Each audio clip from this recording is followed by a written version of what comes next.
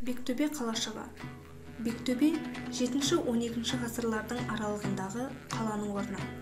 Тараз қаласынан батысқа қарай 15-16 км жерде Аса өзенінің жағалауында. 1938 жылы Берныштан басқарған Жамбыл археологиялық экспедициясы зерттеген қала. Бектөбенің орны бірінің үстіне бірі орналасқан екі сатылы қабаттан тұрады.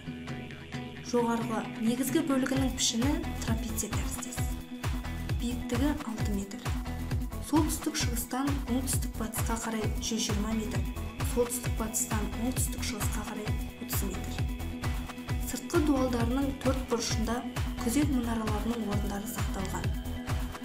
Төменгі жағындағы алаңша тәріздес екінші бөліктің аумағы 45-40 метр, биіктігі 2,5 метр.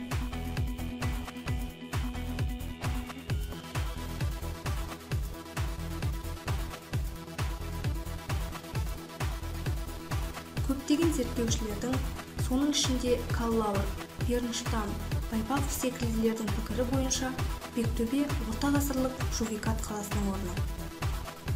Әбу Фараш Құдама ибн Жафардың жазбаларында Жувикат Шавғар мен Тараздың аралығында орналасқан делінген.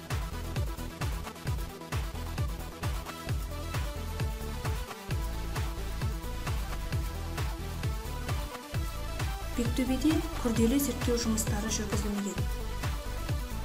Археологиялық барлау кезінде төбенің жоғарғы қабатынан жиналған заттай деректер оның 7-12 ғасырлар аралығында болғандығын көрсетеді.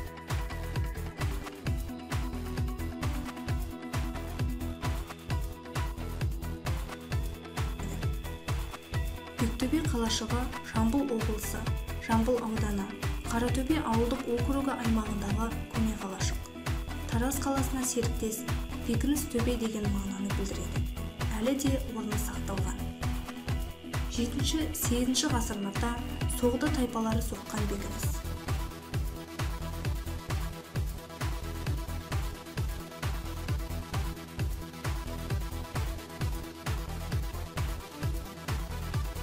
Бекініс туралы араб жылнамашылары жазғандай, Атылық шайқасы кезінде арабтардың қорғаныс орталығы болған. 1219 жылы Моңғол татар шапқыншылығы кезінде Бектөбе қалашығы керуеншілерді қала ішіне жібереміз деп алданып жеңіліс табады.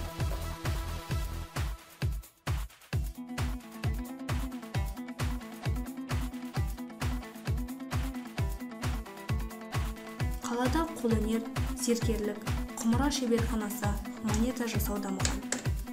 Бүгінде бізге жеткен Бектөбе қалашығының пішіні 4 бұрыш келген, әрі оның аумағы 400-350 метрді қамтиды.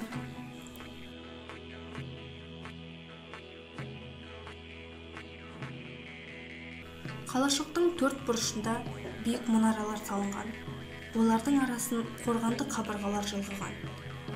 Қаланың орталық бөлігіндегі нысандардың төбелері мен қабырғаларының қирандылары да байқалады.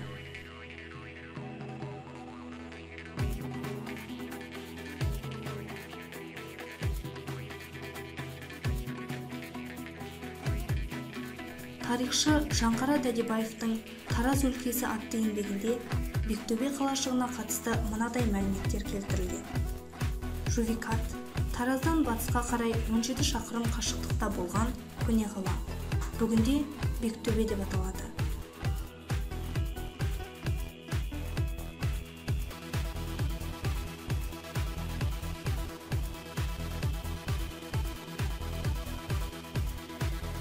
Жувикат қаласы 853 жылы Саманид Исмаил ибн Ахмад жасаған шабуылдан қирады.